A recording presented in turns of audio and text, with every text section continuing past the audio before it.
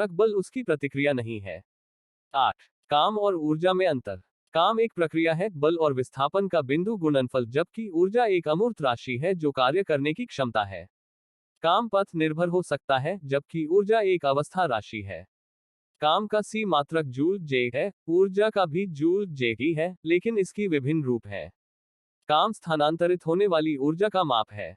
9. गतिज ऊर्जा और स्थितिज ऊर्जा में अंतर। गतिज ऊर्जा गति के कारण होती है, जबकि स्थितिज ऊर्जा स्थिति या विन्यास के कारण होती है। गतिज ऊर्जा का सूत्र K इक्वल्स फ्रैक 1/2 वर्ग है, जबकि स्थितिज ऊर्जा का सूत्र P इक्वल्स मग गुरुत्वीयक है। गतिज ऊर्जा हमेशा धनात्मक होती है, जबकि स्थितिज ऊर्जा ऋणात्मक भी हो सकती है। गतिज ऊर्जा वेग पर निर्भर करती है, जबकि स्थितिज ऊर्जा ऊंचाई या विकृति पर निर्भर करती है। 10. शक्ति और ऊर्जा में अंतर। शक्ति कार्य करने की दर है, जबकि ऊर्जा कार्य करने की क्षमता है। शक्ति का सी मात्रक वॉट W है, जबकि ऊर्जा का सी मात्रक जूल जे है। शक्ति समय पर निर्भर करती है, जबकि ऊर्जा समय से स्वतंत्र होती है।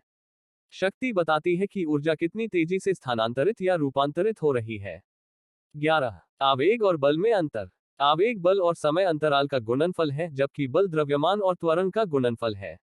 आवेग संवेग में परिवर्तन के बराबर होता है, जबकि बल संवेग परिवर्तन की दर है। आवेग का सी मात्रक ns है, जबकि बल का सी मात्रक n है।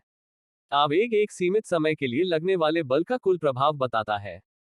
12. लचीलापन और प्लास्टिसिटी में अंतर। लचीले पदार्थ विरूपण हटने के बाद अपनी मूल आकृति में लौट आते हैं, जबकि प्लास्टिक पदार्थ नहीं लौटते। लचीले पदार्थों में विकृति प्रत्यास्था सीमा तक ही प्रत्यास्थ होती है, जबकि प्लास्टिक पदार्थों में स्थायी विरूपण हो जाता है। लचीले पदार्थों के लिए हुक का नियम लागू होता है, जबकि प्लास्टिक पदार्थों के लिए नहीं।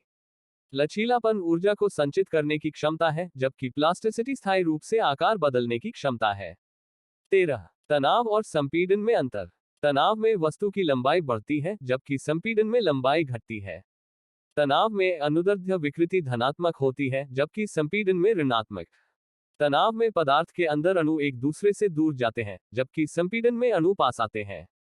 तारों और रस्सियों में तनाव होता है, जबकि खंभों और दीवारों में संपीड़न। 14. सरल आवर्त गति और रैखिक गति में अंतर। सरल आवर्त गति त्वरण और विस्थापन के बीच एक पुनर्स्थापन बल के कारण होती है, जबकि रैखिक गति में त्वरण स्थिर या शून्य हो सकता है। सरल आवर्त गति में गति आवर्ती होती है, जबकि रैखिक गति आवर्ती नहीं होती। सरल आवर्त गति का विस्थापन समय का साइन या कोसाइन फलन होता है, जबकि रैखिक गति में विस्थापन समय का रैखिक या द्विघात फलन हो सकता है। सरल आवर्त गति में ऊर्जा का रूपांतरण गतिज से स्थितिज और विपरीत